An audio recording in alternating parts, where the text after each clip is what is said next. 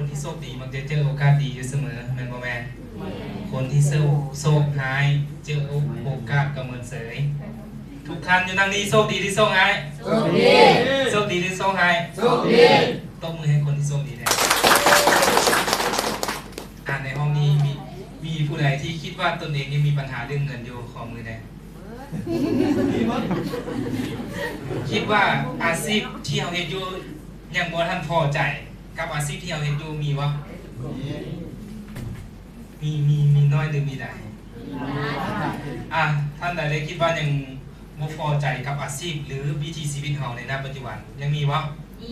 แสดงว่าทั้งโชคดีแล้วที่ได้มาผ่านในมื้อนี้เนาะข้าพเจ้าเองชื่อสีของประคำกะ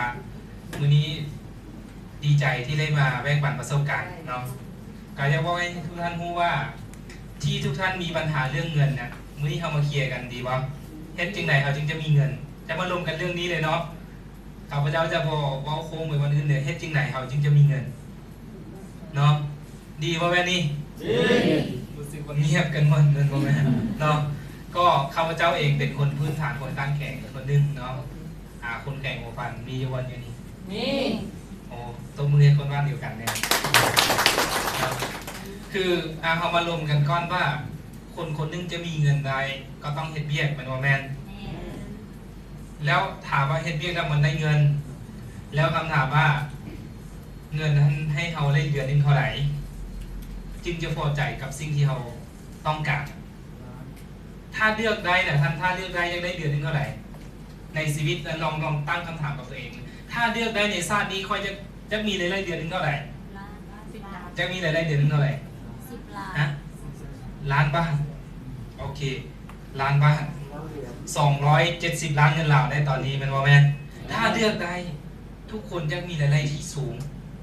เนาะแต่สมมติว่าเอาง่ายๆอย่างน้อยต้องมีรายได้เดือนนึง10 ล้านกีบขึ้นไปนี่วิธีชีวิตเขาดีขึ้นบ่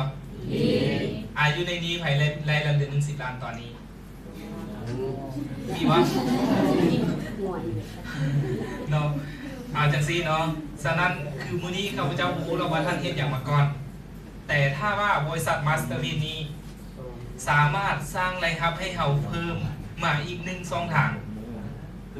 เลยเหลือนึงจากประมาณ5 ล้านกีบขึ้นไปดีว่าท่านดีบางคนบอกโอ้ยกูเฮ็ดเบี้ยมันเดือนยังไม่ได้ฮอด5 ล้านมันโคตรดีเลยมันว่าแม่นอันนี้ข้าพเจ้าจะบอกว่ามันได้จริงเนาะลองตั้งใจศึกษาเบิ่งว่าคือเมื่อก่อนเนาะข้าพเจ้านี่เขาเรียกว่ากำเนิดในครอบครัวที่ทุกข์ง่ายมีไผได้ทุกข์ง่ายคือข้าพเจ้าแน่คือเกินมาก็รู้ว่าเขาทุกข์นะเพราะแม่เป็นประชาชนน่ะแล้วข้าพเจ้าก็พ่อแม่เห็นให้เห็นหน้านะก็เลยว่าบ่อยากเห็นให้เห็นหน้าคือกันกับพ่อแม่ทางเดียวที่เฮ็ดได้พ่อแม่บอกว่าลูกต้องตั้งใจเรียนเพื่อเรียนดีเรียนเก่งจะมีเวียกเฮ็ดงานทำที่มั่นคงจะมีเงินเดือนกินจะบ่ได้เห็นให้เห็นหน้าคือพ่อแม่มีพ่อแม่เคยพูดผ่านเขาแบบนี้วะข้าพเจ้าก็ตั้งใจเรียนจนก็เรียนจบวิชาชีพอาชีพครูเนาะหลังจากนั้นก็เลยไปสอนอยู่โรงเรียนเอกชนแห่งหนึ่งเฉลี่ยได้เดือนนึงประมาณ2,300,000 กีบเงินเดือนพนักงานซัมนี่เป็นบ่แม่นข้าพเจ้าบ่ได้รู้ทุกอาชีพแต่ทั้งสิ้นก็ภูมิใจกับสิ่งที่ตัวเองเรียนมาเนาะจนก็สอนไปในอย่างหนึ่งข้าพเจ้าก็เลยเริ่มตั้งคำถามกับตัวเองว่าที่เราเฮ็ดเวียกไปทุกมื้อทุกวันต้องการน่ะหลายคนบ่รู้คำตอบของตัวเองเนาะเขาถามว่ามีนักศึกษาบ่อยู่นี่มีนักศึกษาเป้าหมายก็คืออยากได้ใบประกาศพออยากได้ใบประกาศแล้วไปเฮ็ดหยังอยากได้เฮ็ดเวียกสำหรับคนที่เฮ็ดเวียกแล้วมีบ่อยู่นี่มีเนาะแล้วคำถามว่าเขาเฮ็ดเวียกไปเพื่อหยังเพื่อเงินบางคนก็เพื่ออนาคตเป็นบ่แม่นข้าพเจ้าก็มีความเนี่ยตั้งคำถามกับตัวเองที่เขาเฮ็ดเวียกไปทุกมื้อทุกวันเป้าหมายก็คือนี่นั่นภายในคิดคือข้าพเจ้าอยากมีเงินงามๆเพราะปัจจุบันเซาห้องอยู่เนาะเฮาเป็นเล็กตั้งแข่งแล้วยังมีรถใหญ่ขี่บ่อยากไปเที่ยวต่างประเทศบ่คนเฮาเกิดมาชาติเดียวนั้นที่เว้ามานี้น่ะเป็นไผหลายๆแล้วอยู่นี่บางท่านอาจจะมีแล้ว แต่ถ้ามีแล้วมีอีกดีบ่บางคนมีแล้วเงินแต่เงินจับใจอยู่เงินนอนฝันบ่แม่นเงินในฝันแม่นบ่แม่นบางคนก็มีแล้วรถแต่ยังบ่แม่นรถในฝันถ้าเป็นรถในฝันต้องหรูหราแม่นบ่แม่น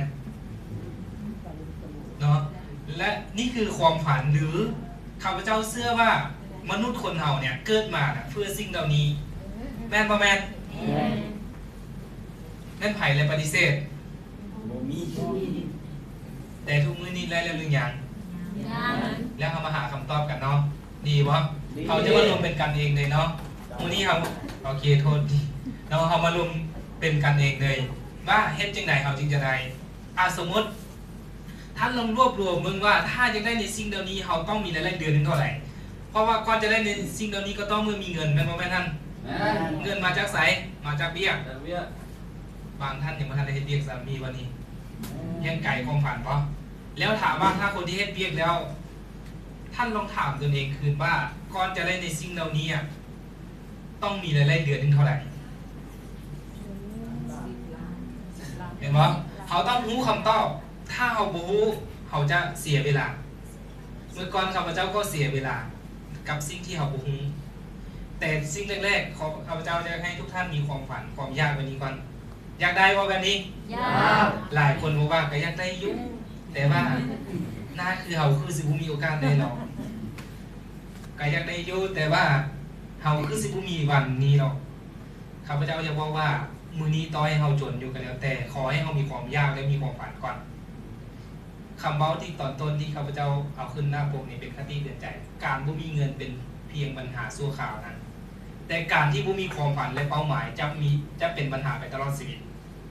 เสื้อบ่เสื้อถ้ามื้อนี้เรามีความอยากได้ในสิ่งเหล่านี้เราจะต้องหาวิธีการแม่นบ่แม่น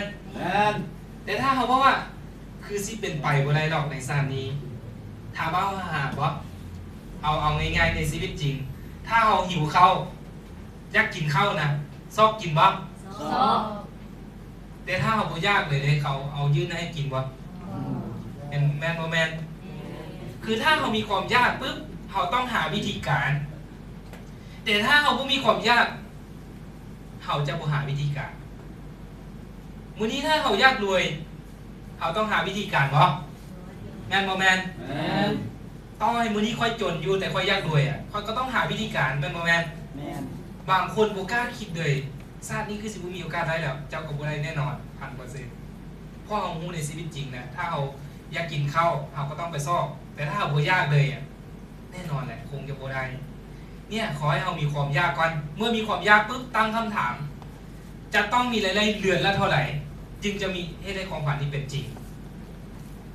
ข้าพเจ้าว่าขั้นต่ำสุดนี่บ่ต้องบ่รู้เดือน10หรือ20ล้านแม่นบ่แม่นคำถามมาย้อนกลับคืนอาชีพที่เราเฮ็ดอยู่ทุกมื้อนี้ได้แล้วหรือยังเดือน10ล้านขึ้นไปข้าพเจ้าก็กลับมาถามตนเองคืนนะที่ตนเองสอนไปทุกมื้อทุกวันเนี่ยสอนไปเพื่ออย่างก็เลยรู้คำตอบมื้อนี้เฮาเซาห้องอยู่ยังมีเงินงามแบบนี้สามารถออกแบบได้มื้อนี้เฮาขี่รถจักรอยู่ยังมีรถใหญ่ขี่แบบนี้ยังมีเงินหลายๆยังไปเที่ยวต่างประเทศยังมีครอบครัวที่อบอุ่นเนาะเริ่มรู้คำตอบแล้วก็มาถามมึงว่าอยากได้ในสิ่งเหล่านี้คือข้าพเจ้าว่าต้องมีรายได้บ่รู้เดือนนึง10ล้านขึ้นไปแล้วก็กลับมาถามอาชีพตัวเองคืนว่าเฮารายได้เรื่องหยังเดือนนึง10ล้านข้อแรกหยังเนาะได้เดือนนึง2ล้านไปแล้วถามต่อมีโอกาสได้บ่ยังรู้ว่าได้หรือบ่ได้ต้องเบิ่งคนที่เฮ็ดไปก่อนแม่นบ่แม่นยังรู้ว่าอนาคตดีหรือบ่ดีต้องเบิ่งคนที่พิสูจน์ไปก่อนข้าพเจ้าก็เบิ่งรุ่นเอื้อยรุ่นอ้ายที่เฮ็ดมาก่อน20ปีเขาก็เหลือถึง2ล้านปลายคือเก่าพอยบ่เลยบอกว่าอาชีพนั้นบ่ดีนะความผันเพิ่นมันใหญ่ซื่อๆโอเคบ่เขาเข้าใจจุดประสงค์นำบ่ได้ทับถมอาชีพใดเนาะถามว่าถ้าว่าคนที่พิสูจน์มาก่อนเฮาได้20ปีเขาก็ยังได้เดือนถึง2ล้านแสดงว่าถ้าเฮาเฮ็ดก็2ล้านคือกันกับเขาแม่นบ่แม่นแล้วเขาสอนมา20ปีก็ยังขี่รถจักรแสดงว่าเฮาเฮ็ดก็ขี่รถจักรคือกันกับเขาแน่นอนฉะนั้นเฮ็ดจังได๋ดีเขาบอกว่าชีวิตจะเป็นแบบใดให้เดินตามคนแบบนั้นหลายคนบอกคีซอบอกว่าจะเป็นนายกเลยอันนั้นก็ฝันฟิลิปโพสเนาะโอเคบ่แต่ถ้าเป็นต้องลองทุ่มเทเบิ่งมีโอกาสเป็น ก็เป็นไปได้แม่นบ่แม่นแต่มื้อนี้เรามาเว้าเรื่องความรวยกันดีกว่าเนาะคือถ้าเราอยากรวยข้าพเจ้าว่าพันธงต้องมีรายได้เดือนนึงบ่รู้เดือนนึง10 ล้านฉะนั้นทางเลือกของข้าพเจ้าไปซอกอาชีพเมื่อรู้ว่าอาชีพที่เราเฮ็ดอยู่ทุกมื้อนี้มันบ่ได้แล้วถามว่ายังอยากได้บ่ถ้ายังอยากได้ลันทุลังเฮ็ดเวียกเก่าได้บ่ดิ้นแทบตายก็บ่ได้แน่นอนเมื่อรู้ว่าอาชีพที่เราเฮ็ดทุกมื้อนี้บ่เฮ็ดให้ความฝันเป็นจริงท่านเอ๋ยควรจะเปลี่ยนบ่หรือควรหาอาชีพอื่นเพิ่มบ่แม่นบ่แม่นบางคนข้าพเจ้าว่าในโลกนี้บ่มีไผหรอกที่ยากจนแล้วบ่มีไผหรอกที่บ่อยากรวยแต่ว่าเบี้ยที่เฮาเฮ็ดทุกมื้อนี้น่ะมันบ่สอดคล้องกับความรวยเฮาก็เลยยังจนอยู่แต่เฮาฮู้นะฮู้ว่าถ้ามันเฮ็ดแล้วบ่รวยเฮายังเฮ็ดอันเก่าสมควรจนไปต่อบ่แม่นบ่แม่นแต่คนจนมีอยู่2รูปแบบกันคนที่1จนยังขาดโอกาสคือค่อยก็อยากรวยแต่บ่ฮู้ไปเฮ็ดหยังให้มันรวยแต่คนประเภทที่2จนแนวความคิดถ้าคนจนยังขาดโอกาสน่ะมีโอกาสรวยอย่างเช่นว่ามาสเตอร์วิสเขาบอกว่ามีรายได้เดือนนึงเท่าไหร่นะตำแหน่งสูงสุดเดือนนึงเท่าไหร่2 ล้านกว่าบาทรวยว่าแบบนี้แล้วมีคนไล่เรื่องนึงยังเดือนนึง2 ล้านกว่าบาทปัจจุบันเขาไล่6 ล้านเท่านั้นเองเนาะเนี่ยถ้าสมมติคนที่2จนเนี่ยความคิดก็จะบอกว่าเขาเฮ็ดได้เขาละเก่งเนาะเขาเฮ็ดได้เขาละเป็นนี่เป็นนั้นค่อยเฮ็ดบ่ได้หรอกเห็นว่าคนกลุ่มนี้บ่มีทางสำเร็จแต่คนจนยังขาดโอกาสซื่อๆเนี่ยมีโอกาสรวยแน่นอนเพราะว่าเมื่อเจอโอกาสปุ๊บตัดสินใจเดินตามเขาเฮ็ดตามเขาจะสำเร็จเนาะข้าพเจ้าจะบ่ได้ลงเพราะเรื่องอื่นเนี่ยแหละจะลงเรื่องธุรกิจเท่านี้เฮ็ดจังได๋เฮาจึงจะได้เนาะแน่นอนแหละถ้าเฮาอยากได้เฮาก็ต้องอาชีพที่เฮาเฮ็ดอยู่ทุกมื้อนี้บ่มีโอกาสได้แล้วแม่นบ่แม่นฉะนั้นมาสเตอร์พีซมีเป็นอีก1 2ทางข้าพเจ้ามั่นใจเป็นอย่างคือมั่นใจพอพิสูจน์มาแล้วว่ามันได้จริงแล้วก็เห็นคนที่เฮ็ดมาก่อนแล้วข้าพเจ้าก็กลับมาศึกษาเบิ่งว่าบริษัทนี้น่ะเฮ็ดแล้วมีคนได้เดือนนึง10 ล้านกีบขึ้นไปบ่ถ้าว่าเขาเฮ็ดแล้วมีคนเฮ็ดแล้วมีคนได้แสดงว่าเอามาเฮ็ดก็มีโอกาสได้แน่นอนแม่นบ่แม่นปรากฏว่ามาศึกษาเบิ่งแล้วเขาเจ้าได้เดือนนึงเป็น100 ล้านเงินกีบเป็น1,000 ล้านเงินกีบเขาใช้ระยะเวลาเพียงแค่4 ปีเนาะข้าพเจ้าก็คิดในใจเขาก็มาทุ่มเท 3-4 ปีคือกันกับเขาได้จาก 10% โอเคป่ะ 10% ของ100,000 บาทล้านบาทเป็นเท่าไหร่100,000 บาทถ้าเอาได้เดือนนึง100,000 บาทความฝันเราเป็นจริงป่ะแม่นบ่แม่นเนาะเดี๋ยวถามว่าถ้าอยากได้จากธุรกิจนี้นอกจากตัวนี้ข้าพเจ้าถามว่านอกจากบริษัทนี้แล้วท่านคิดว่ายังมีอาชีพอื่นบ่ที่ให้ได้ความฝันเราเป็นจริงอาจจะมีนะแต่ยากเนาะท่านเนาะอาจจะมีอยู่แต่ว่ามันยากแต่ลองมาศึกษาเบิ่งตัวนี้ว่าเฮ็ดแบบไหนข้าพเจ้าสรุปมานี้มีได้3 ข้อให้เห็นเนาะข้อที่1เปลี่ยนซื้อกินซื้อใช้และสะสมแต้มของตนเองตำแหน่งแรก500 คะแนนใช้เงินเสียประมาณ 3,000 บาทมีเงินฮอด 3,000 บาทบ่เชื่อว่าทุกคนมีแน่นอนนี่คือตำแหน่งที่1ภายและเป็นแล้วหรือยัง500 คะแนนตบมือให้กับคนที่เป็นแล้วตำแหน่งที่2 1,000 คะแนนซื้อกินซื้อไซส์1,000 คะแนนใช้เงินเสียประมาณ 6,000 บาทท่านจะได้ตัวคูณเงินตามในการตลาดสักแน่มีเงินฮอด 6,000 บาทบ่มีเราเชื่อว่ามีแล้วตำแหน่งสูงสุดคือตำแหน่งที่3บนตัวนี้ก่อน 5,000 คะแนนใช้เงินเสีย 30,000 บาทบริษัทนี้เบี้ยนี้ใช้เงินสูงสุดเพียงแต่ 30,000 บาทหลายบ่บ่หลายแล้วก็บ่น้อยเนาะแต่ถ้าว่าลงทุนเพียงแค่ 30,000 บาทแล้วเฮ็ดให้ความฝันที่เฮาเว้ามาตอนต้นนั้นเป็นจริงคุ้มบ่แล้วมันหลายเกินไปบ่นักศึกษาเรียนปีนึงกายว่า 30,000 บาทประมาณ8 ล้านกายบ่ให้ท่านจินตนาการว่ามีอาชีพใดมีเวียกใดใช้เงินเพียงแค่ 30,000 บาทแล้วสามารถให้ได้ความฝันมาเป็นจริงได้นะมีบ่ถ้าบ่มีฉะนั้นลองตัดสินใจเบิ่งถ้าคนที่เห็นโอกาสเงินซ้ำนี้ข้าพเจ้าว่าบ่หลายเลยก็บ่น้อยแต่เฮามีแน่นอน ถ้าเราหาเงินบ่ไล่ฮอด 30,000 บาทชาตินี้สิมีโอกาสรวยนำเขาอยู่บ่เฮ็ดหยังได้บ่ได้ลงทุนทุกอย่างได้ลงทุนหมดแม่นบ่แม่นแต่คำถามมาลงทุนไป 30,000 บาทเสียฟรีบ่ไล่เครื่องมาครบ 30,000 แม่นบ่แม่นหลังจากนั้นข้อที่2เรียนรู้วันเสาร์วันอาทิตย์เขาสอนฟรีนอกจากนั้นเรียนรู้จาก LINE YouTube Facebook และอื่นๆเมื่อเราปิดตำแหน่งไปเรียบร้อยปุ๊บไล่เครื่องกลับคืนมาบ่ได้เสียฟรีนะและก็มาเรียนรู้วิธีการขายเครื่องนั้นออกไปไล่เงินคืนบ่ถ้าขายเก่งได้กำไรขายปีกอีกลงทุน 30,000 บาทครั้งเดียวตลอดชีวิตจบบ่หลายบ่ต้องเหนื่อยนี่แหละท่านถ้าคนอื่นบอกให้ลงทุนหลายกว่านี้แสดงว่าบ่แม่นธุรกิจเฮานะเนาะแต่สินค้าลงทุน 30,000 บาทเครื่องมันหลายวะหลายตัวให้เลือกบางบริษัทลงทุน 40,000 50,000 เฮายังลงไปแล้วเครื่องบ่ฮัด10ตัวเขาก็ยังลงไปมีบ่แบบนี้แต่ของเฮาเนาะใช้เงินสำนี้เนาะหลังจากนั้นปุ๊บได้เครื่องมาเรียนรู้วิธีการขายเครื่องนั้นออกไปได้เงินคืนบ่และก็เฮ็ดข้อที่3ส่วนคนธุรกิจนี่คือส่วนคนบ่อยากส่วนก็ต้องส่วนได้ถ้าส่วนด้วยตนเองบ่เป็นมาเฮ็ดหยังกลับคืนมาเบิ่งข้อที่2เรียนรู้ถ้าส่วนตนเองยังบ่เป็นตอนที่แรกใส่ทีมคำว่าทีมคือคนที่ส่วนเฮามาแหละพาคนนั้นไปอธิบายให้ก่อนแล้วก็ใช้ระบบหรือห้องประชุมคือแบบนี้แหละถ้าเราอธิบายด้วยตนเองบ่เป็นพาคนมานั่งฟังสรุปบริษัทนี้มีให้เฮ็ดเพียงแค่3ข้อถ้าคนใดผ่านตัวนี้เรียนปึ๊บเฮ็ดไปข้อ2ข้อ2กับข้อ3ถ้าเฮ็ดเพียงแค่2ข้อนี้แล้วสามารถเอาวัดคือข้าพเจ้าเว้าหลายแล้วเนาะเอาง่ายๆจากประมาณเดือนนึง5 ล้านกีบดีบ่ท่านดี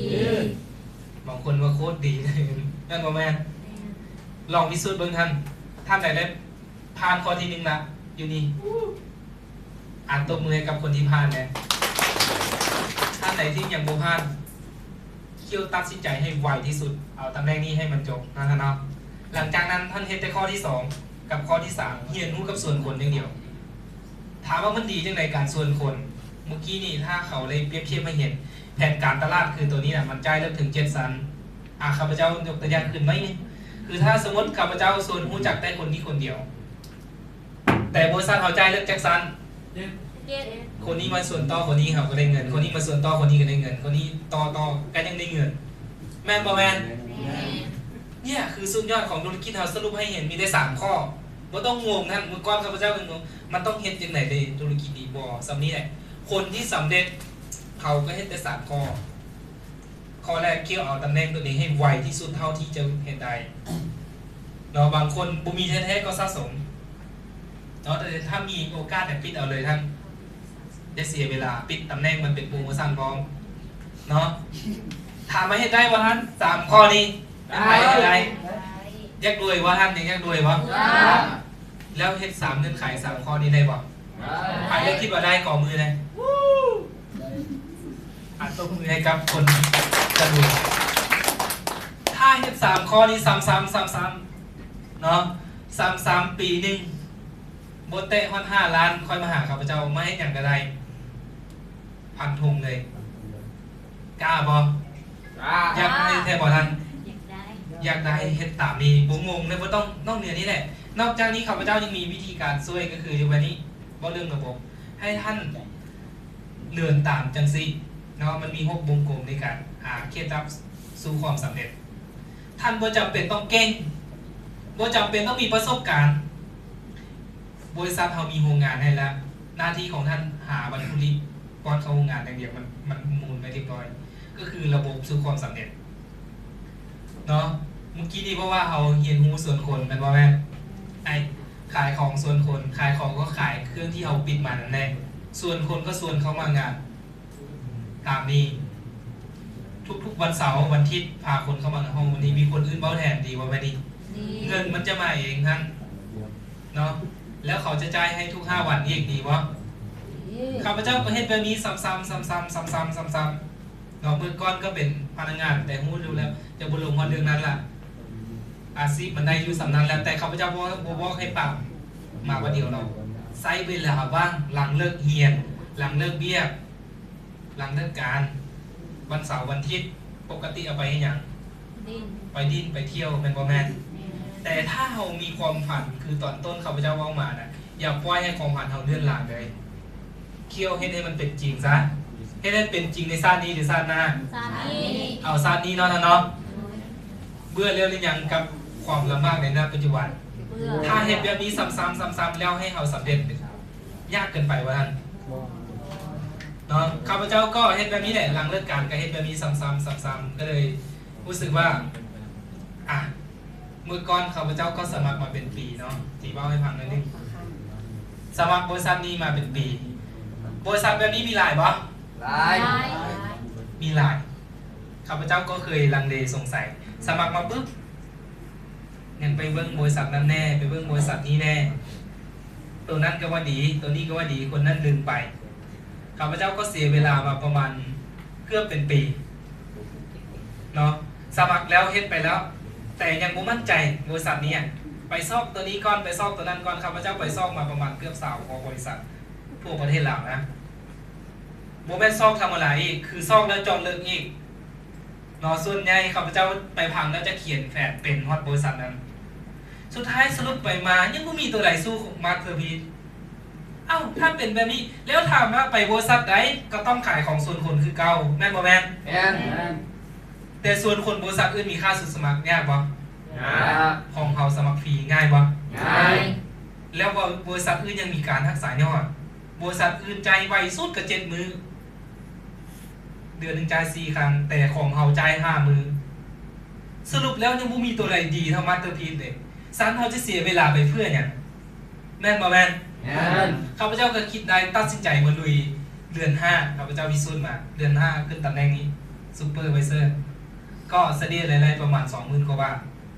โอเคพอฮอดแล้วหรือยัง5 ล้านที่ว่ามาพิสูจน์มาแล้วเนาะและก็ลุยมาต่อเนื่อง3 เดือนเดือนที่ล่าสุดเป็นเดือนที่4เหมือนบ่เดือน8นะข้าพเจ้าก็เป็นตำแหน่งเมเนเจอร์เสด็จรายๆก็ประมาณ 30,000 บาทเนี่ยเพียงแค่4 เดือนนะบ่นับแสนผ่านมาสำหรับข้าพเจ้ากำลังจะบอกให้ทุกท่านว่าอย่าเสียเวลาไปซอกโน้นซอกนี้เลยตัวนั้นก็ว่าดีตัวนี้ก็ว่าดีทุกบริษัทเขาก็ดีเพราะเขาอันแน่แต่มันยากสำหรับเราเลือกเฮ็ดตัวที่ง่ายดีกว่าแม่นบ่แม่น แม่น อย่ามัวเสียเวลาเลยเขาบอกว่าอย่างไรเรียนรู้และเรียนตามคนที่สำเร็จวันนี้ดีกว่าใช้เวลาทางชีวิตเราคิดไปเองข้าพเจ้าเขามาเบิ่งว่าตัวนี้มีคนไล่ๆเดือนนึงเป็น5 ล้านน่ะเขาจะเสียเวลาไปฮอดใส่เองมีภาพโปรโมททุกอย่างถามว่าที่ข้าพเจ้าเว้ามาโมบ่นี่คือให้เห็นรายได้ของข้าพเจ้าเดือน8เบิ่งเป็นรอบวันที่1หาวันที่5 6หา10รวมรายได้อยู่ที่ 30,000ถ้าคูณเป็นเงินกีบ270เนาะอยู่ร่วม2เท่าไหร่272อันนี้คูณตามๆมาก็ประมาณเดือนนึง8 ล้าน มันเป็นเงินน้อยสำหรับบางคน แต่เป็นเงินหลายสำหรับข้าพเจ้า เป็นเงินหลายสำหรับหลายคนบ่ หลาย นี่คือมันไล่จริงพิสูจน์ด้วยตัวเองนี่รหัสข้าพเจ้าเนาะ1 2 3 4 8 5ซื้อ4ห่อพระคำเอาจากระบบมาตัวจริงบ่ได้ตัวกันเนาะท่านใดได้เคยได้โบนัสจากบริษัทนี้ได้บ่ตบมือให้กับท่านผู้นั้นได้จริงบ่ จริง ระบบเป็นแบบนี้แท้บ่ แท้ ได้ปันมาเนาะถ้ามันได้ให้เฮาแบบนี้ต่อเดือนนะท่านคิดว่าวิถีชีวิตเฮาดีขึ้นบ่ท่าน ดี ถ้าตัวนี้ถ้าท่านมีรายได้เสริมแบบนี้ทุก5 วันเนี่ยดีบ่ท่าน ดี บางคนว่าเฉพาะเสริมเลยอาชีพหลักอะไรเนี่ยบ่ได้เสรีท่านบางรอบเนี่ยรอบล่าสุดข้าพเจ้าได้8,000 กว่า5 วันนะตกเป็นเงินเราก็ประมาณ2 ล้านปลายเทียบใส่มือก่อนเฮ็ดเวียกเบิดเดือนยังบ่ได้ส่ำนี้นะ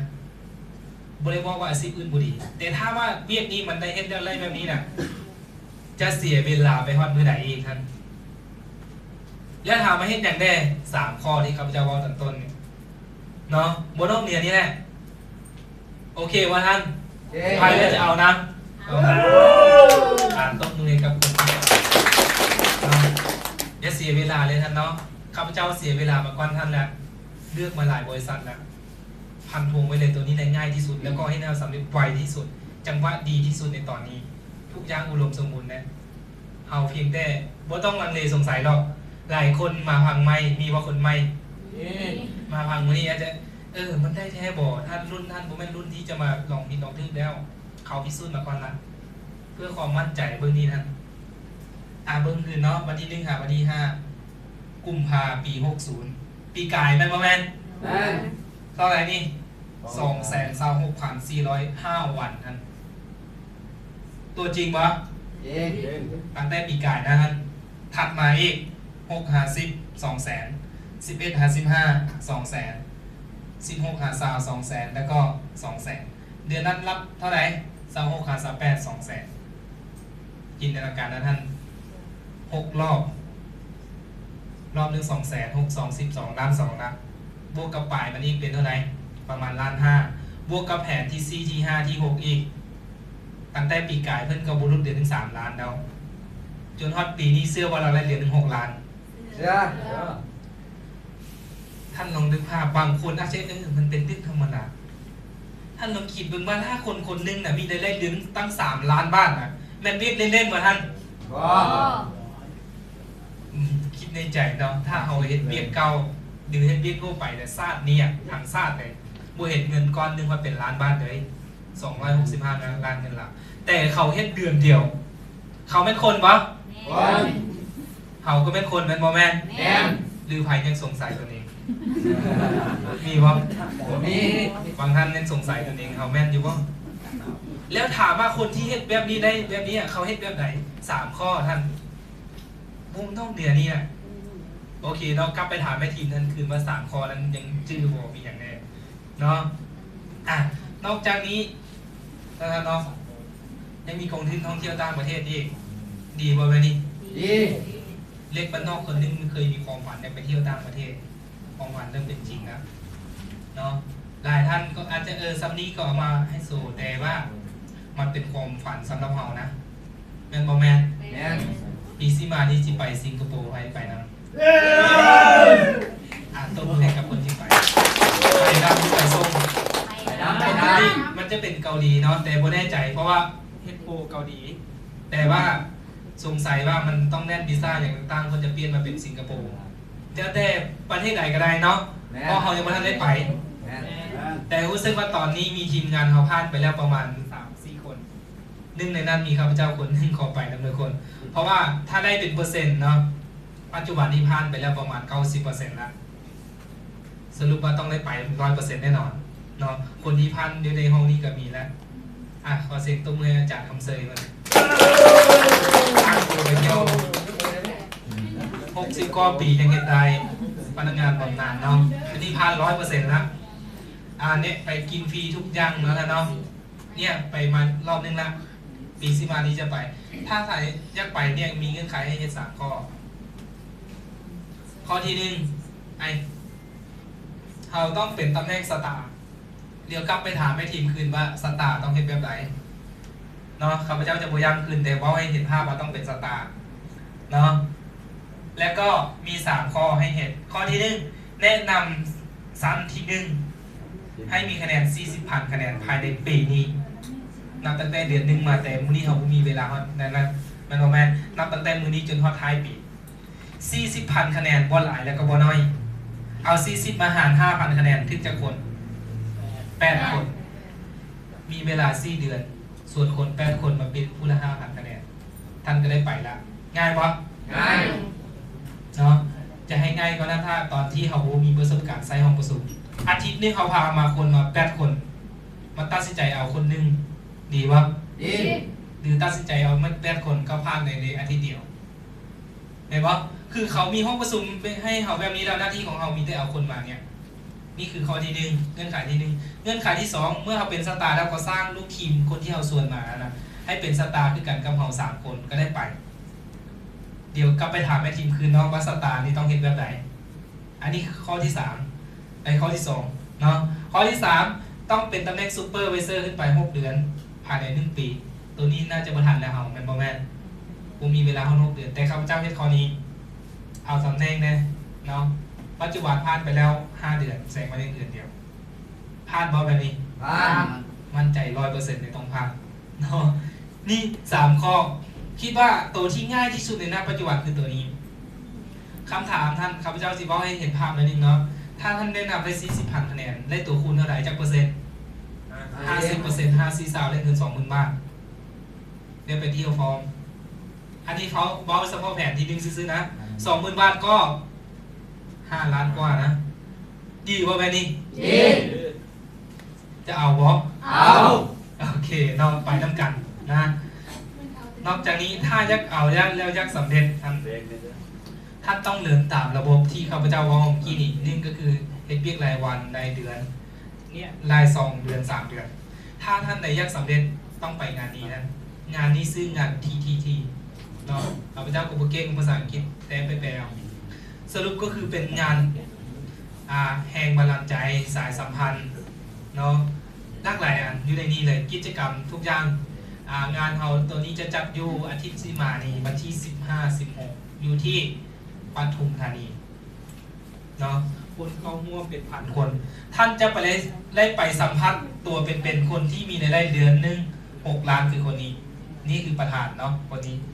อาจจะมัวๆนะเนาะไปเบิ่งตัวจริงเมื่อว่าเขาแม่นคนบอกเขามีรูปร่างหน้าตาแบบไหนเนาะ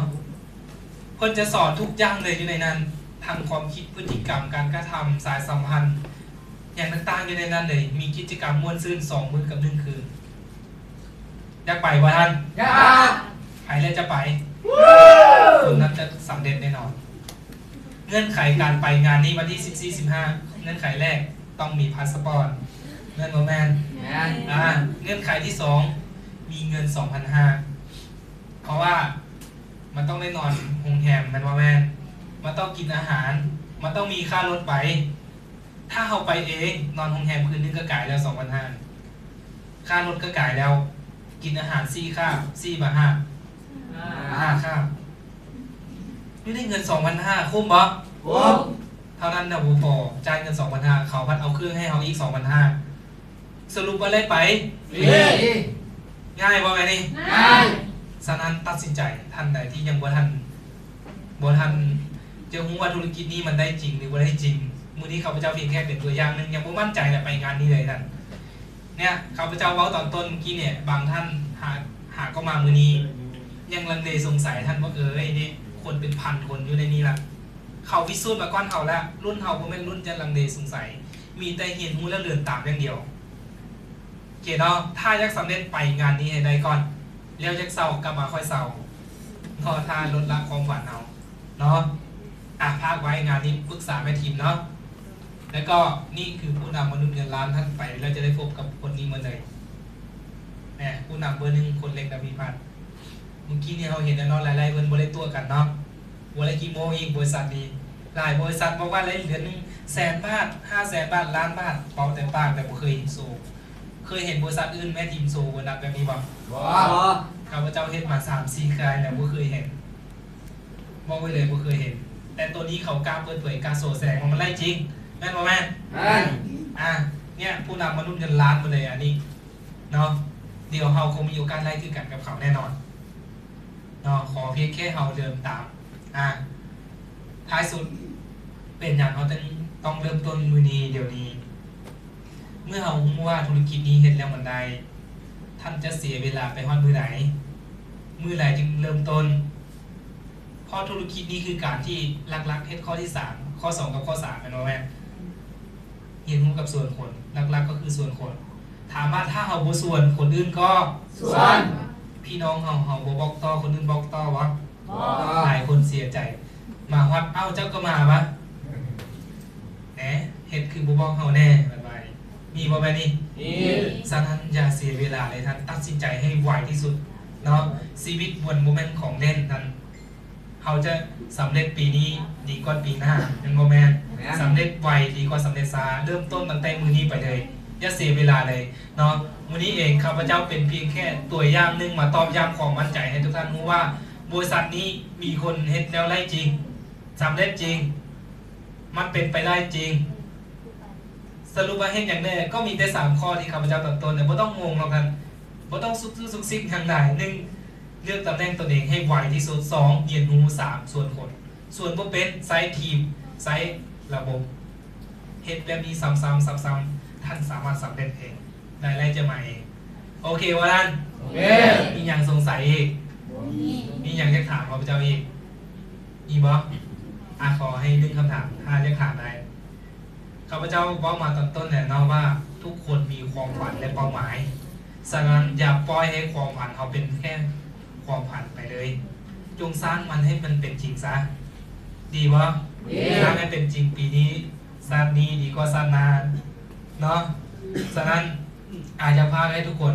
บอกไว้เลยว่าคือความจนนะท่านมันบ่ได้เป็นกรรมพันธุ์ได้เป็นกรรมพันธุ์บ่ความจนบ่ได้เป็นกรรมพันธุ์อยู่ที่เฮาเท่านั้นแหละอย่าไปโทษคนนั้นคนนี้บ่ดีเนาะจงเริ่มต้นลงมือเฮ็ดตั้งแต่เดี๋ยวนี้วันนี้ท่านจะประสบผลสำเร็จในอนาคตเนาะขอขอบใจ